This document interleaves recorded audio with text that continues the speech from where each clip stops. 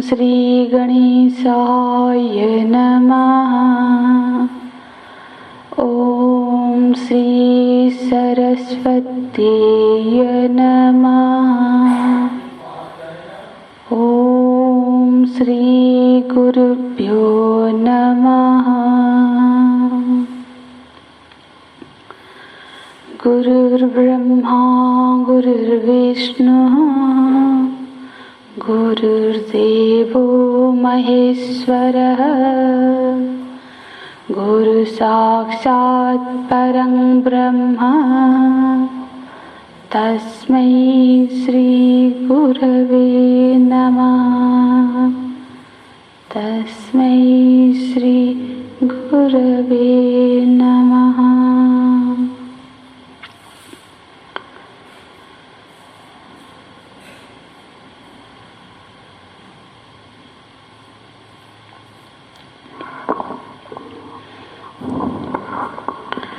मंगलाचरण का 7 पाठ करेंगे। वासुदेवेंद्र योगींद्रम, मेरे बात करिए, सबके पास ग्रंथ नहीं है ना। वासुदेवेंद्र योगींद्रम नत्वा ज्ञानप्रदं गुरुं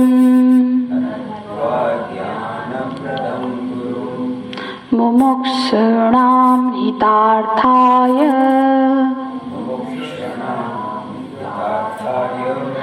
तत्त्वबोधो विधीयते। तत्त्वबोधो विधीयते।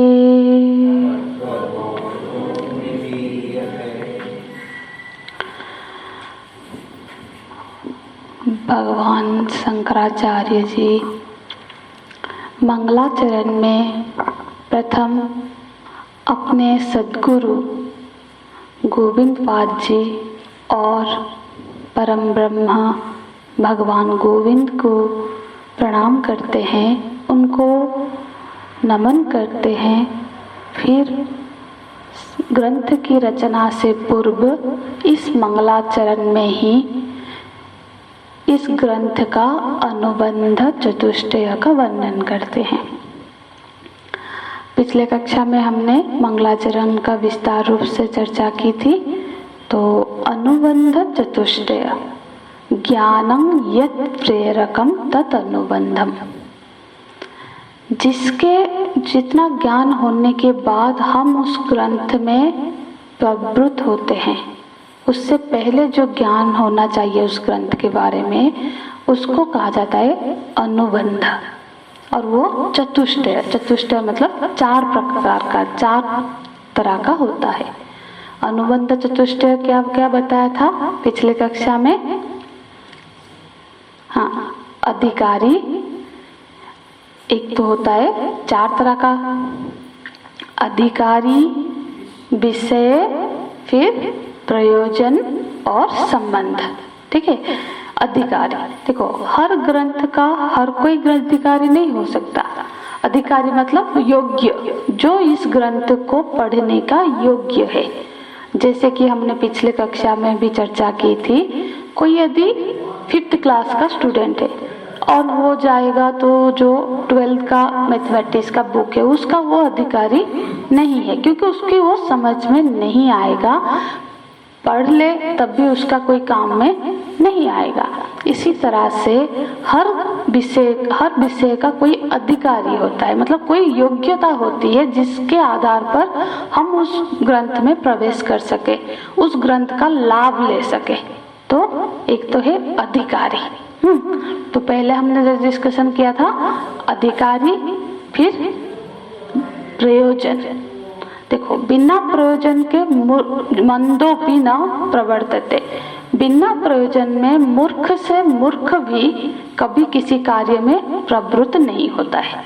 हम यदि कोई कार्य करने जाते हैं तो जरूर हमारा कोई प्रयोजन है, टाइम पास ही सही, वो भी एक प्रयोजन है। हमको टाइम पास करना है तो कुछ भी उठा के इसे पलटते हैं, पर बिना प्रयोजन के कोई कुछ नहीं करता है। तो प्रयोजन क्या है इस ग्रंथ के रचना का, हाँ, या फिर हम जो पढ़ने जा रहे हैं हमारा प्रयोजन क्या है। तो यहाँ पे भगवान बोलते हैं अधिकारी कौन, मुमुक्षुणाम, फिर प्रयोजन क्या है, हितार्थाय। हित मतलब मुमुक्षु कौन होता है, मुमुक्षु माने मोक्ष में जिसकी इच्छा है। अब जिसको मोक्ष चाहिए, मुक्ति चाहिए, वो जिसको मुक्ति चाहिए वो इस ग्रंथ के प्रवृत्त होने के लिए अधिकारी है। जिसको मोक्ष चाहिए, अब जिसको भोग चाहिए उसको इस पढ़ भी लेगा तो फिर इसका वो कुछ यूज में नहीं आएगा, क्योंकि जो भोग उसको चाहिए ये ज्ञान वो प्रदान नहीं कर सकता। जिसको जो चीज चाहिए उस तरह के विषय में वो प्रवृत्त हो, तो यहाँ पे प्रयोजन है मोक्ष। हाँ, और जो मुमुक्ष है उसका हित किस में है, मोक्ष में है, तो मोक्ष ही हो गया मुमुक्ष का प्रयोजन। तो मोक्ष रूपी प्रयोजन की सिद्धि के लिए तत्वबोध विषय का यहाँ पे भगवान भाष्यकार भगवान शंकराचार्य जी उसका वर्णन करते हैं इस ग्रंथ में। ठीक है, तत्वबोध क्या हो गया, विषय हो गया, तत्व हो गया इस ग्रंथ का विषय। तो फिर अब बाकी रहा संबंध। संबंध क्या होता है, प्रयोजन का विषय से संबंध होना चाहिए। जैसे कि अभी हमने चर्चा की कि हमारा प्रयोजन जो है उस हिसाब से विषय का हम चयन करेंगे। यदि हमारा प्रयोजन मनोरंजन है तो हम जब लाइब्रेरी में बैठे हैं या फिर कहीं बैठे हैं, कुछ बुक ही पढ़ना है, तो फिर हम क्या चूज करेंगे, कोई स्टोरी बुक ले लेंगे, कोई उपन्यास पढ़ लेंगे, तो क्योंकि हमारा प्रयोजन मनोरंजन है। तो यहाँ पे प्रयोजन क्या है, मोक्ष है, मुक्ति है। तो यदि मुक्ति प्रयोजन है तो फिर उसमें तो नहीं होगा, मुक्ति कैसे होगी, बोध से होगी।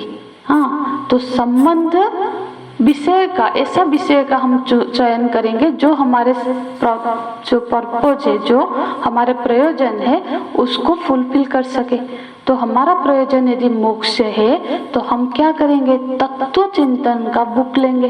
तो ये ग्रंथ का विषय है तत्व, तो दोनों मैच होना चाहिए। मिसमैच होगा तो फिर क्या होगा ना, प्रयोजन की पूर्ति नहीं होगी। तो संबंध यहाँ पे क्या बोल रहा है कि जो मुमुक्षु है वो क्या चाहता है, ज्ञान चाहता है, बोध चाहता है, उस प्रमाद चाहता है। यदि बोध चाहता है तो फिर ग्रंथ किसकी भूमिका निभाएगा, बोधक का, जो बोध करवा दे। बोध बोधक का संबंध हुआ, हम बोध करना चाहते हैं और ये बोध करवाने की सामर्थ्य रखता है। तो ये जो संबंध हो गया फिर क्या हो गया, बोध और बोधक का संबंध हो गया। हाँ, दूसरी भाषा में बोले तो प्रमेय और प्रमाण का संबंध हो गया। प्रमेय कैसा, प्रमेय किसको बोलते हैं, देखो हम सबके मन में एक प्रमेय है, एक इच्छा है, मतलब हम जो जानना चाहते हैं, जो हमारा उद्देश्य है वो उसको बोलते हैं प्रमेय। ये शब्द मैं जानबूझ के प्रयोग कर रही हूँ क्योंकि ये प्रकरण ग्रंथ है, माने जो हमें उपनिषद में प्रवेश दिलाएगा। तो हमको उपनिषद की भाषा को आगे चल के समझना है, इसीलिए उस हर भाषा को हम व्याख्या करते जाएंगे और हम नोट भी करेंगे, याद भी रखेंगे, ताकि जब हम बड़े ग्रंथ पढ़ने लग जाए तो ये बात फिर हमको बिल्कुल आम बोलचाल भाषा जैसी समझ में आने लगेगी। तो फिर अब क्या हो गया, प्रमेय। प्रमेय माने हमारी जो उद्देश्य है, जो मन में हमारी जो इच्छा है, जिस इच्छा को पूरा करने के लिए हम प्रवृत्त हो रहे हैं, हम ये सत्संग कर रहे हैं, ये ग्रंथ का अध्ययन कर रहे हैं, तो वो हो गया प्रमेय। और प्रमेय जो होता है तो फिर क्या होगा, ग्रंथ होगा। ग्रंथ रूपी जो प्रमाण है, हाँ, क्योंकि ग्रंथ में उस जानकारी जो हम जानना चाहते हैं उसको जना देने की सामर्थ्य जिसमें है वो होगा प्रमाण। हाँ, प्रमाण की डेफिनेशन क्या होगी, प्रमेय असाधारणकरणम प्रमाणम। जो प्रमेय का असाधारणकरण होगा वो प्रमाण होगा।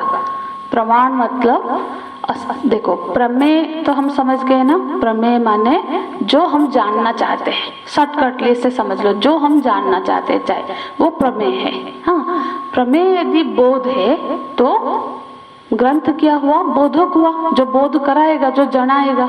और यदि प्रमेय है तो प्रमाण ग्रंथ कैसे हुआ, देखो हर प्रमेय का, हर चीज का एक असाधारण करण होता है, साधारण प्रमाण होता है, जिसे उसके बिना वो कार्य सिद्ध नहीं होगी।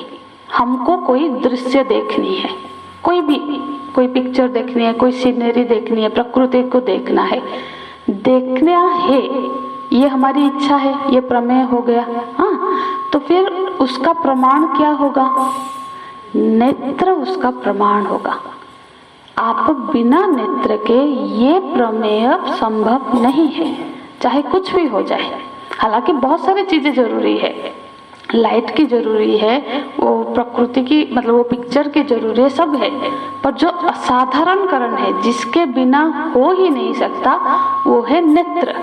तो दृश्य रूपी प्रमेय के लिए नेत्र हुआ असाधारण करण।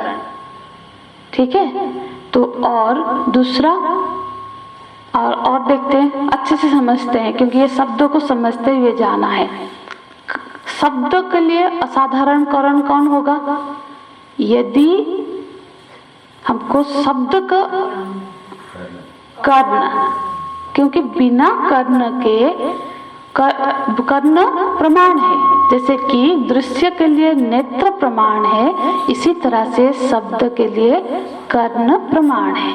ठीक है, और उसी तरह से जैसे कि अब वो हमको कुछ चीज पकाना है, खाना पकाना है, उसके लिए बहुत सारी चीजें चाहिए, पर असाधारण कौन होगा, अग्नि होगा। क्योंकि बिना अग्नि के, चाहे आप स्टोव में पकाओ, इलेक्ट्रिक में पकाओ, गैस में पकाओ, पर वो जो ताप है वो अग्नि के बिना वो पकाने जैसी क्रिया नहीं हो सकती। तो फिर वहां पे प्रमाण है, पकाने में प्रमाण है अग्नि। हाँ, तो हम प्रमेय और प्रमाण को समझ रहे हैं। तो फिर ये जो बोध रूपी प्रमेय है, हमको क्या चाहिए, ज्ञान चाहिए। एक बोध ही हमको मुक्त कर सकता है, क्योंकि अज्ञान यदि बंधन का कारण है तो फिर मुक्ति का कारण क्या होगा, ज्ञान होगा, बोध होगा। तो यदि ज्ञान है तो ज्ञान का प्रमाण क्या है, असाधारण, किस, वेद। हाँ, शब्द प्रमाण उसको बोलते हैं, शब्द प्रमाण। तो वेद ही उसका प्रमाण होगा।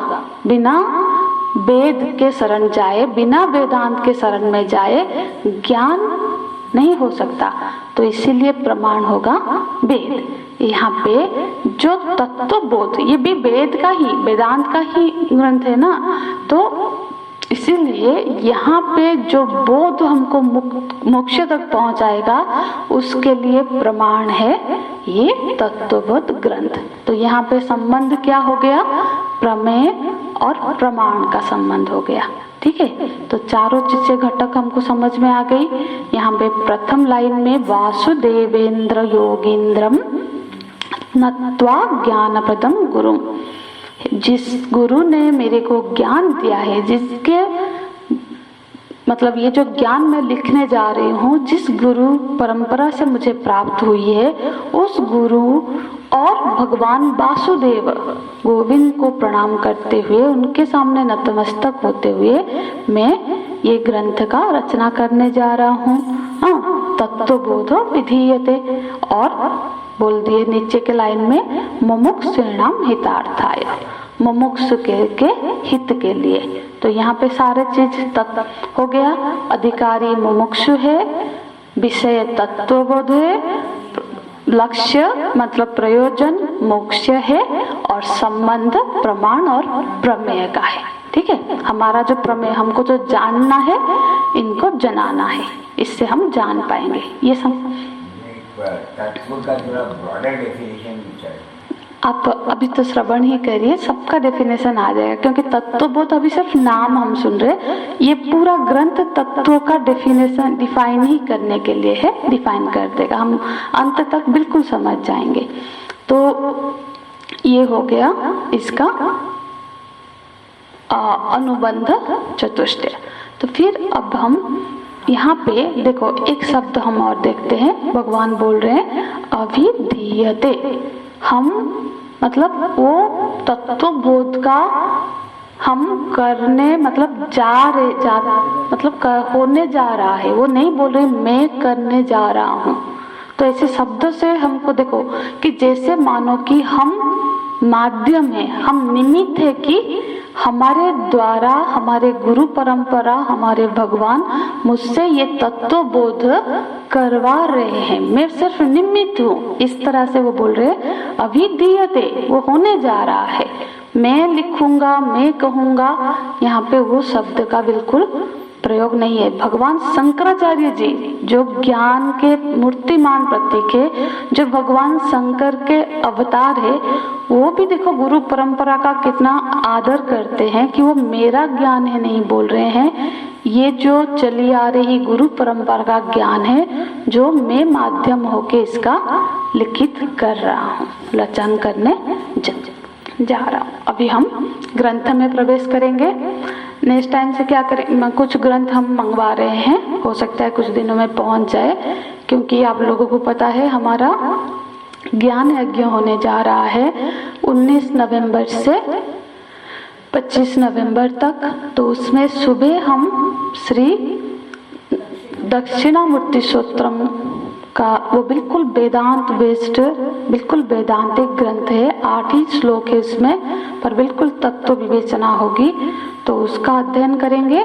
और शाम के समय 4 से 5:30 हम सुंदर कांड का व्याख्या हमारे स्वामी अद्वैतानंद जी है, अद्वैतानंद जी, उनसे हम श्रवण करेंगे। तो उसके लिए बुक्स मंगवा रहे थे, तो मैंने तत्वबोध के भी कुछ ग्रंथ मंगवाई हूँ। बुक्स रहता है तो हमको समझने में आसानी रहती है।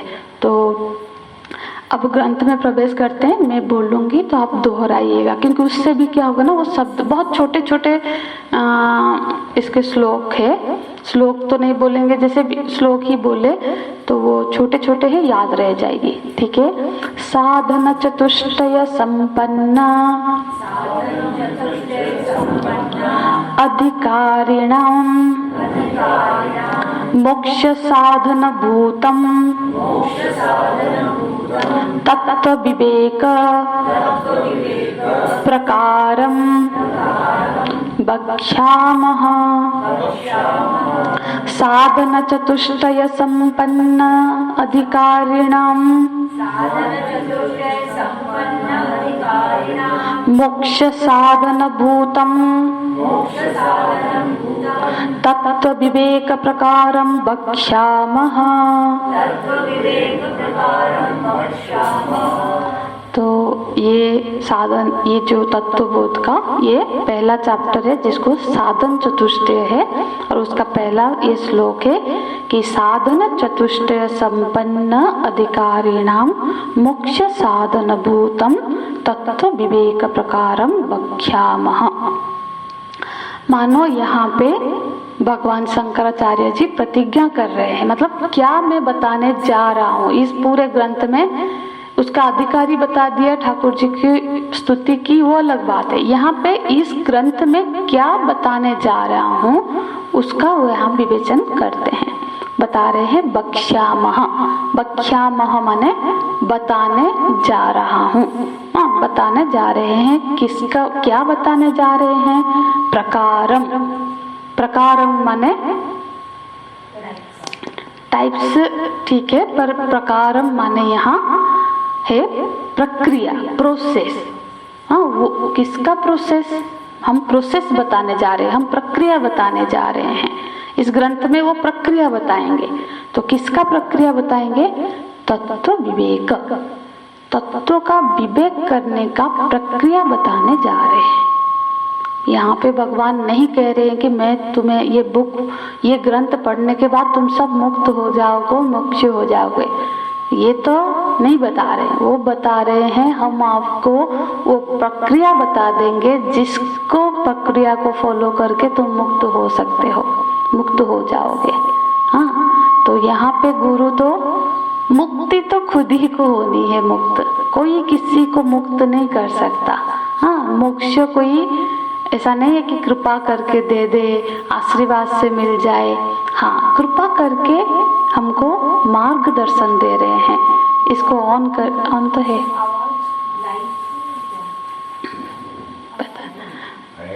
हाँ ठीक है, पता नहीं है, इसी का हो रहा है।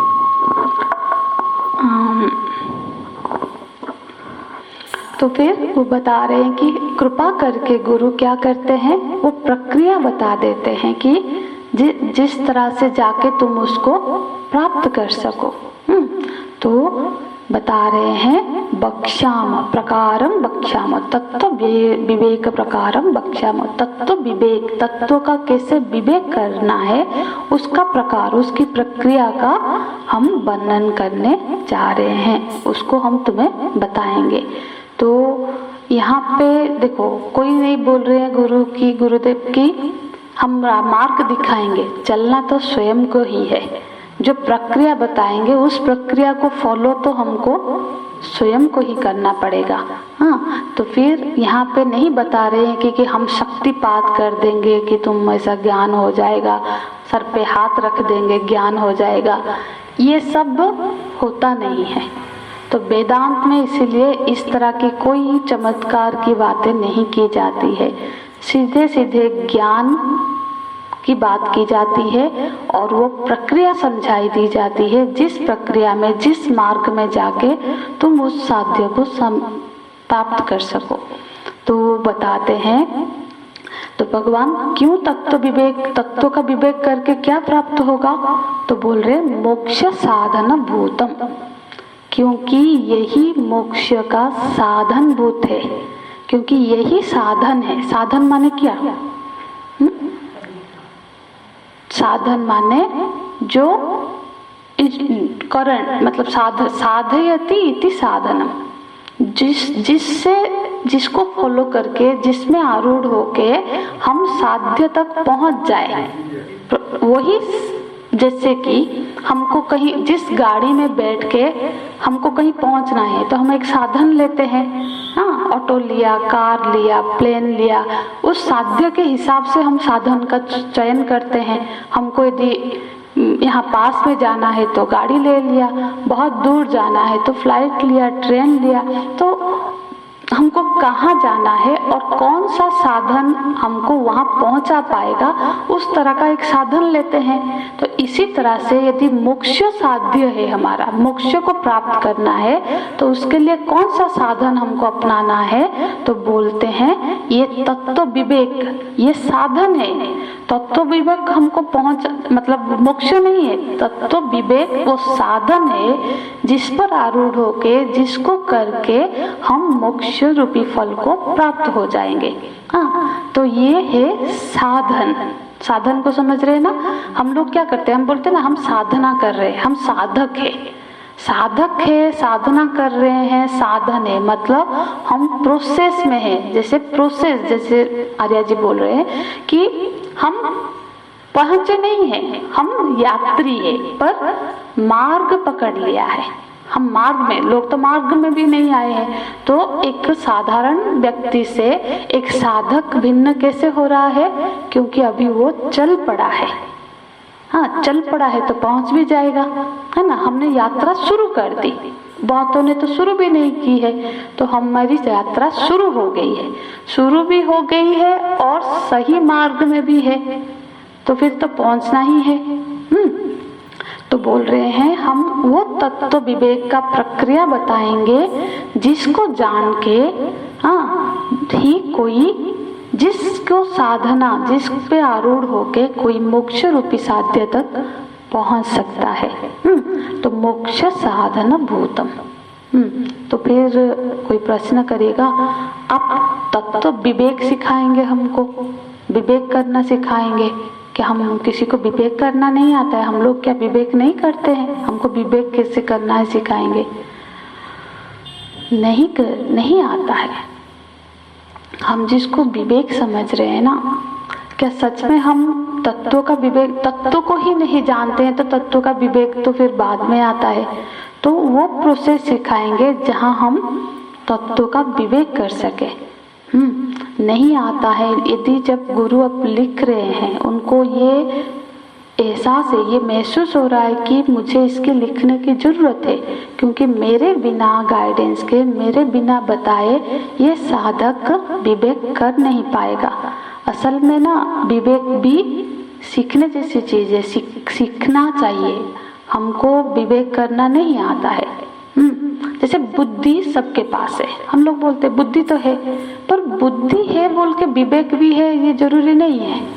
हाँ, बुद्धि की एक सामर्थ्य है विवेक, तो वो सामर्थ्य डेवलप करनी होती है। जो भी सामर्थ्य है उसको बड़ा देखो, तो हम जैसे कोई भी चीज हम अभी सीखते हैं ना, सामर्थ्य को डेवलप करते हैं, तो भगवान ने बुद्धि तो सबको दी है, विवेक की सामर्थ्य भी है, पर बिना ज्ञान के, बुद्धि में ज्ञान होगा तभी तो विवेक करेंगे। तो फिर इसके लिए क्या जरूरी होता है? ज्ञान होना और विवेक की प्रोसेस को जानना, किस तरह से विवेक करना है। विवेक छोड़, चिंतन भी देखो, चिंतन भी हम देखें तो हम बोलते हैं हम चिंतन कर रहे हैं। चिंता और चिंतन में फर्क है। हाँ, चिंता करते रहते हैं क्या होगा, उसने क्या, चिंतन करना और चिंता करना। चिंतन करने के लिए मतलब जहाँ पे हम आध्यात्मिक मार्ग में एक सब्जेक्ट, एक विषय चुनते हैं और उस पर हमारी चिंतन करते हैं ताकि उसके मूलभूत कारण तक पहुंचे। और चिंता जो हमारी परिस्थिति को समाधान करने के लिए, जो ऐसे ही स्वतः हम चिंता आ जाते हैं, हम चिंता करने लगते हैं, तो हमको लगता है चिंतन भी तो उसी तरह का एक वस्तु है, चिंतन तो कर ही देंगे ना। चिंतन तो सभी बैठे रहते हैं, तो हम चिंतन क्या है, आंख बंद किया, बोलते हैं ना ऐसे सीधा बैठ जाओ फिर आंख बंद कर दो। अरे बिना ज्ञान के, जब बुद्धि में ज्ञान नहीं होगा तो उसके अंदर बैठ के तुम करोगे क्या? चिंतन तो अंदर से होगा जब आपके भीतर इनपुट हो, सही ज्ञान हो। तो चिंतन करना एक तपस्या है और वो एक भारी कठिन तपस्या है। शारीरिक तपस्या से भी ये जो चिंतन रूपी ये मानसिक तपस्या और भी कठिन है। हम लोग शारीरिक बहुत तपस्या कर लेते हैं, 5 दिन नहीं खाएंगे, अब 9 दिन का बहुत लोगों ने उपवास रख लिया, कुछ अलग खा लिया। वो तो शरीर को साधना मन को साधने से आसान है।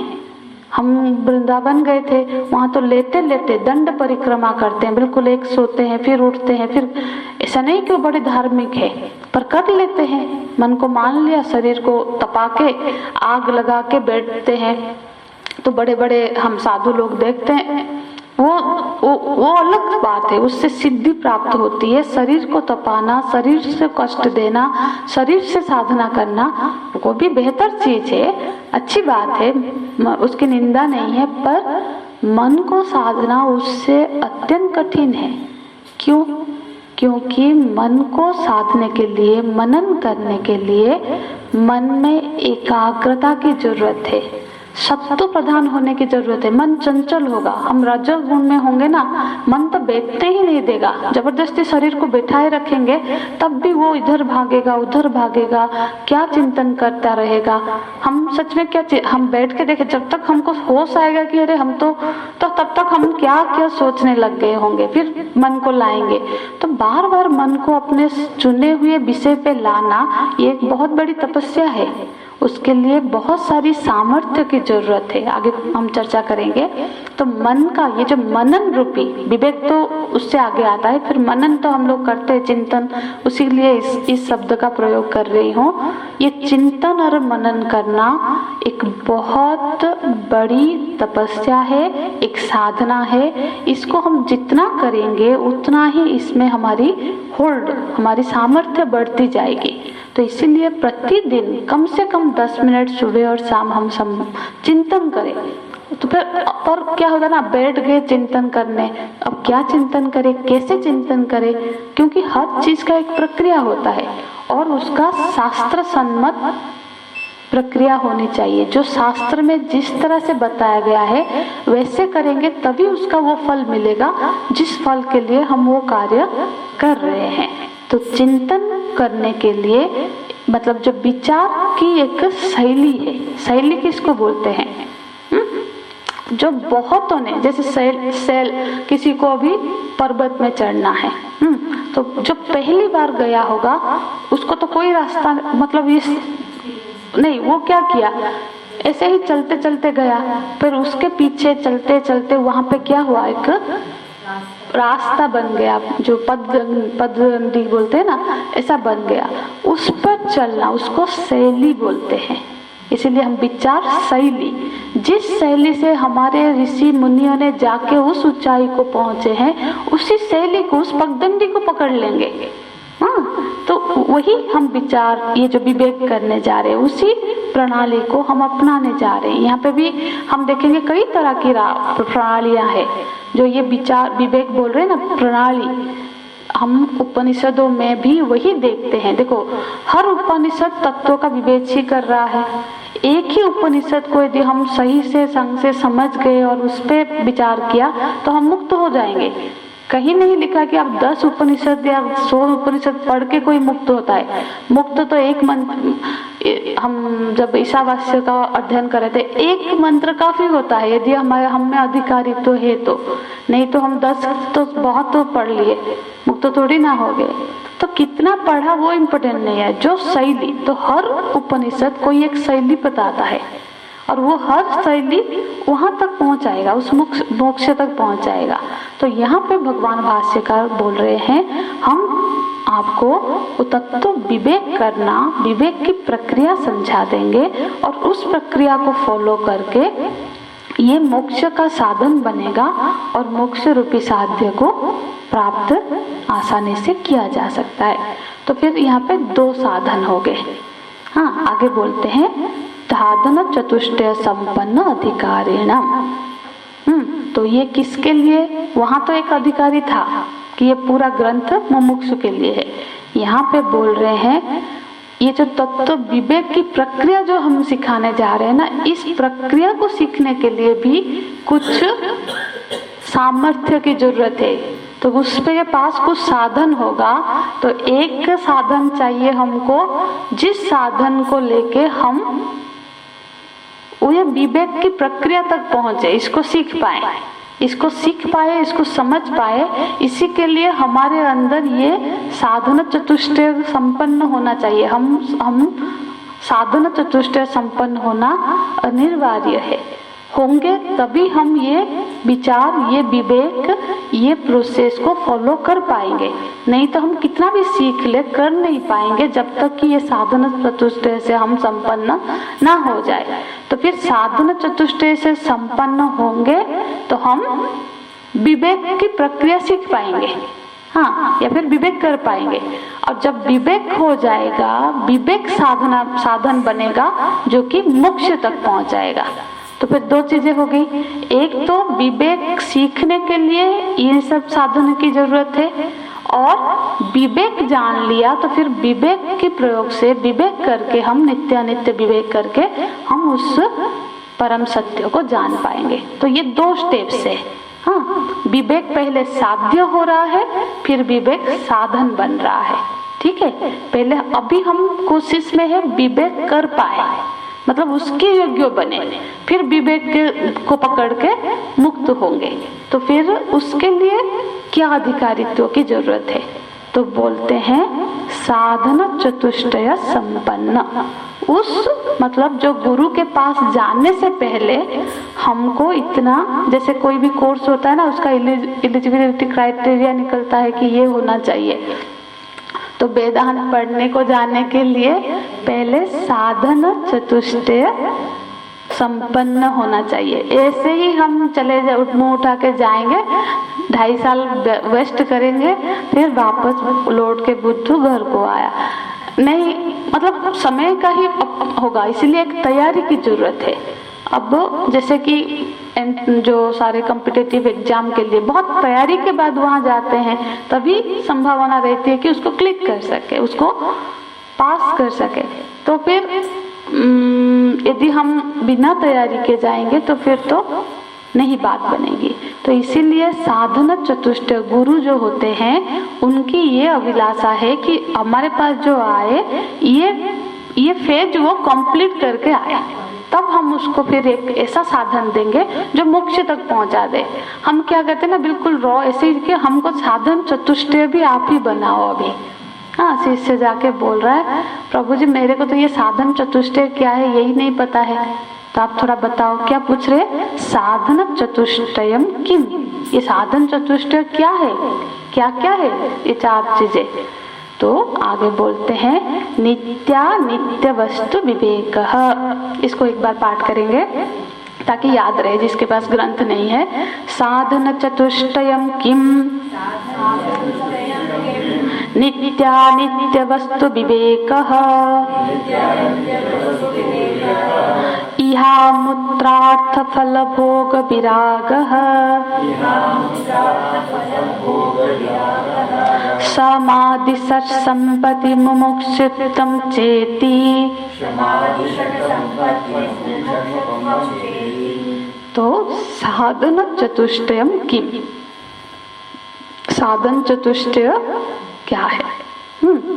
तो चतुष्टय मतलब 4 है, 4 साधन है जो कि हमको इस आध्यात्मिक यात्रा में चलने की योग्य पाथे है। हम जब जैसे कहीं पे निकलते हैं ना, थोड़ा कुछ पाथे रास्ते खर्च के लिए कुछ पकड़ के कुछ लेके चलते हैं ताकि हमारा रास्ता हम आराम से ले जाए, खाना हो पैसा हो।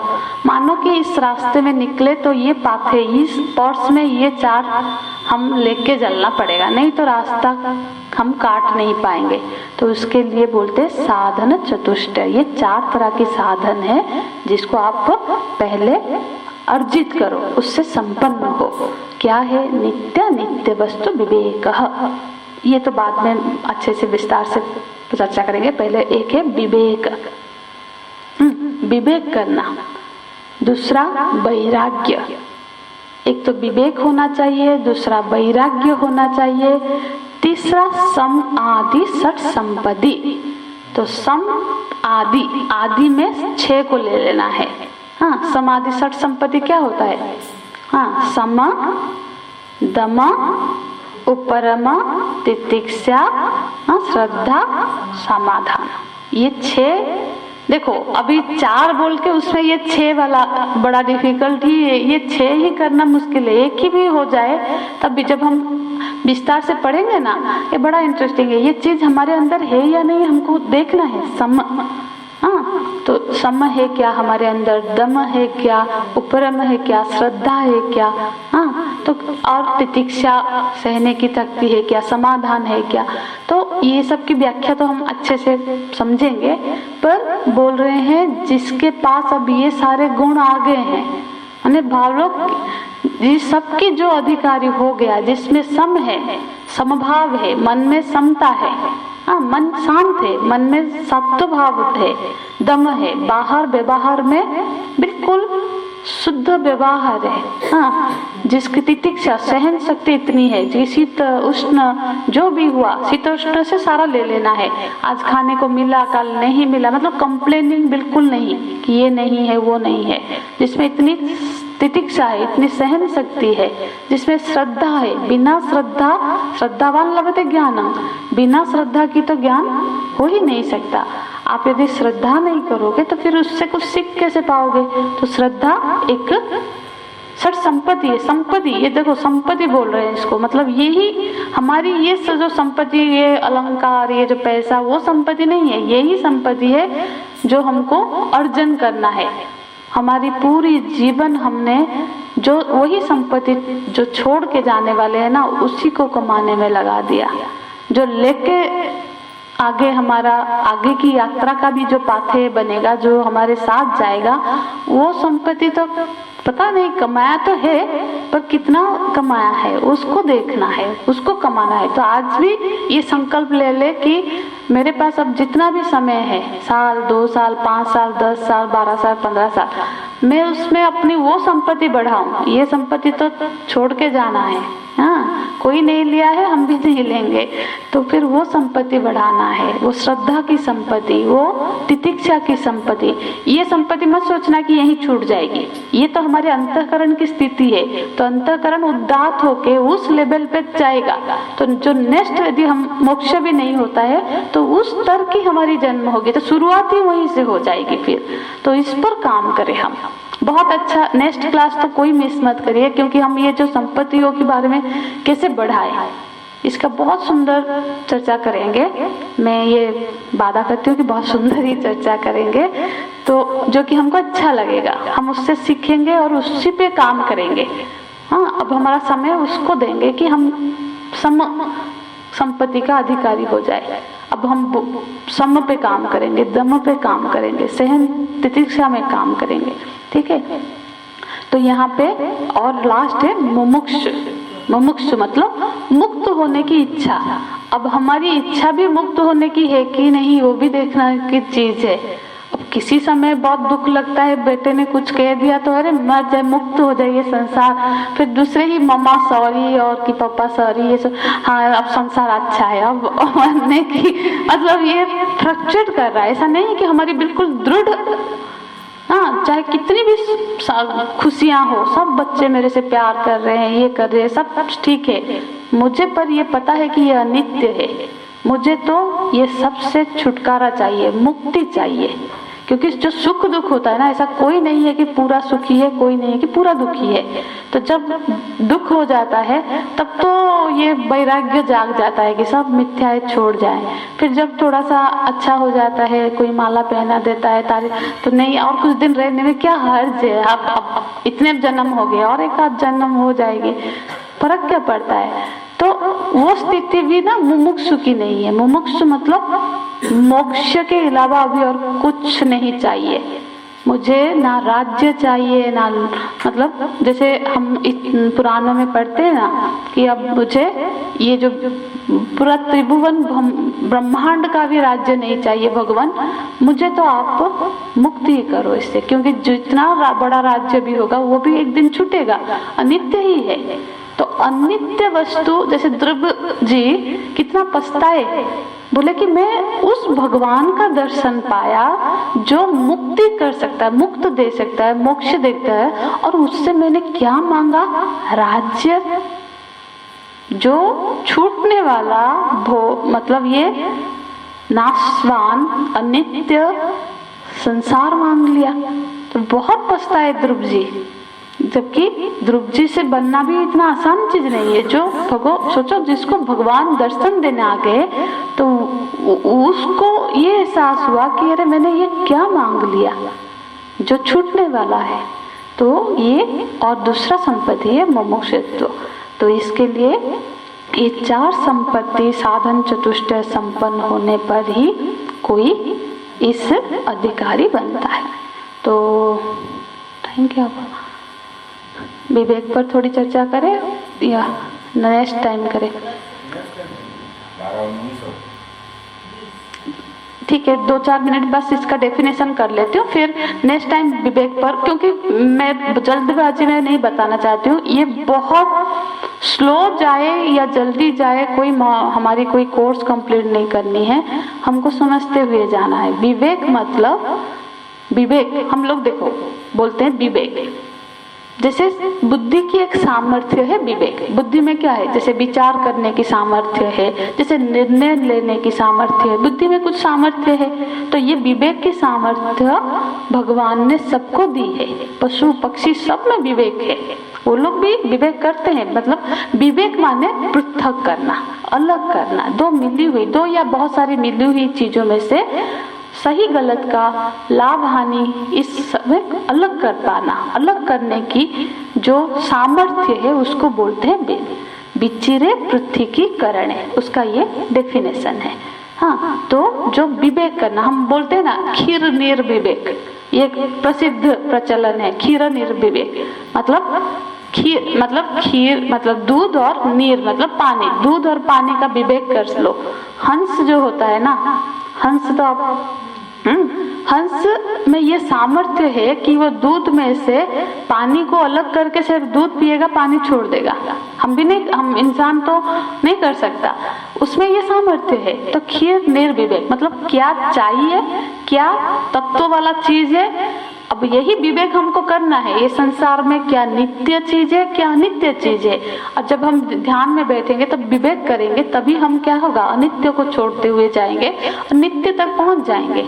हाँ, तो विवेक एक बहुत बड़ी सामर्थ्य है जिसका होना अनिवार्य है मोक्ष के लिए। आप विवेक ही नहीं कर पाओगे तो फिर कैसे पहुंचोगे।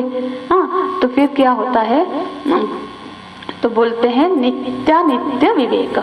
तो विवेक माने विचिरे पृथकीकरणे, हमको अलग करना है।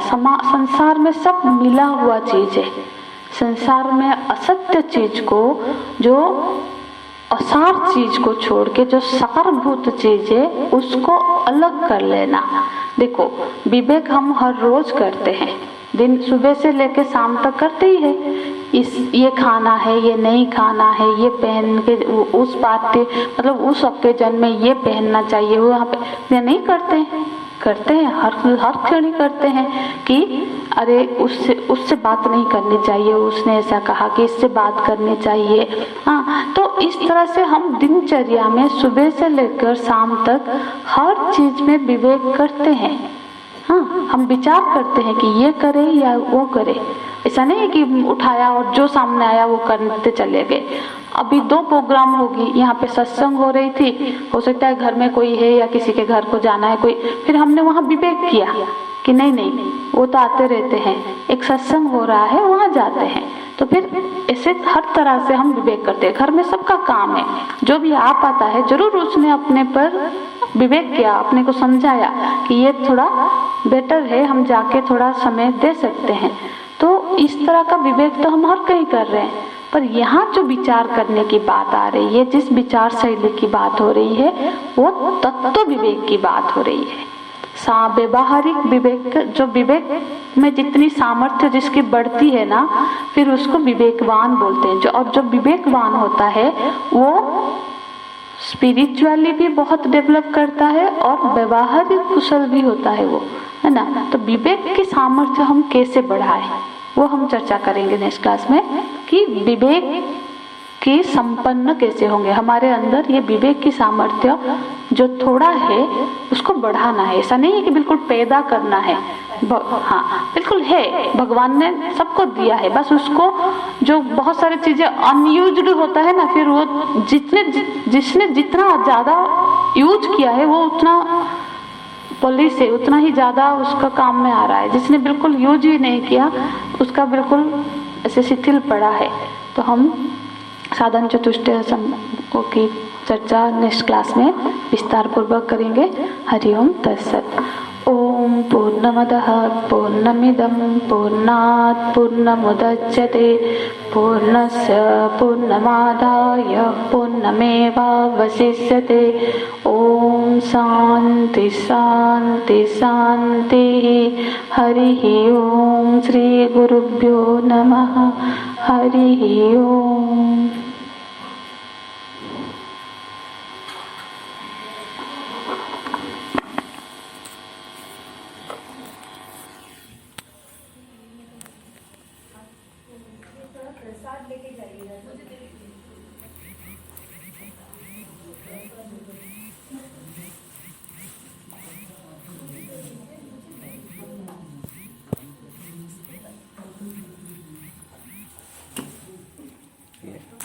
एल नहीं आ रहा।